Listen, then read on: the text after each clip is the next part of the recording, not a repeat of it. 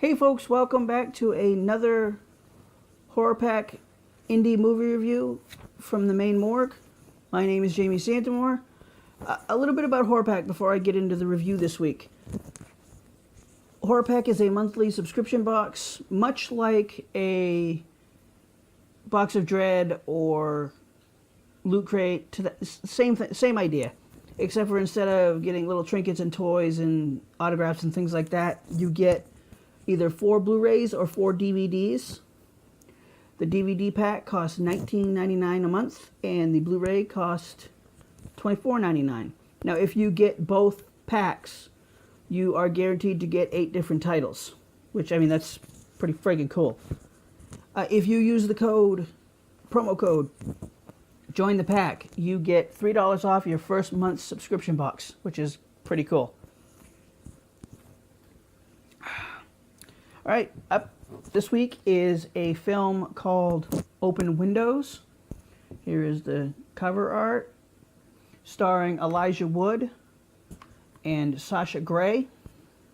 This film was released in 2014. I am not even going to attempt to say this director's name because I don't want to insult the director.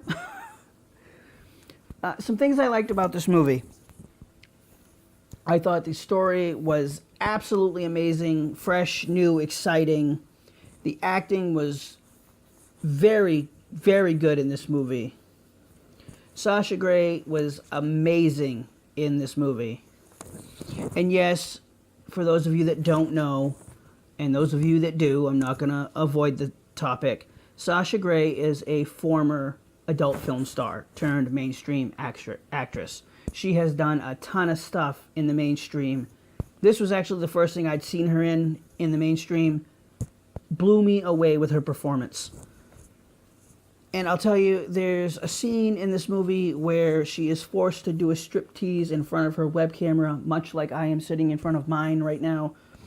And watching that and knowing that she's a former adult film star, she portrayed a scared, nervous, uptight, didn't want to strip person, and I thought it was amazingly done on her part. Elijah Wood is amazing in this movie, a brilliant actor. And, I mean, of course, everybody knows Elijah Wood from the Lord of the Rings trilogy, the original trilogy, that is. There are a lot of very cool twists and turns in this movie. Exciting story, ups and downs. Just when you think you know what's going to happen next, they change it on you, which you don't see a lot in movies nowadays, especially indie movies. I've noticed in indie movies you see a lot more of, that's what I meant to say, a lot more of the, bam, we're going to turn the story on a dime. Not so much in mainstream films. And I mean, that's brilliant filmmaking right there. I'll tell you that right now.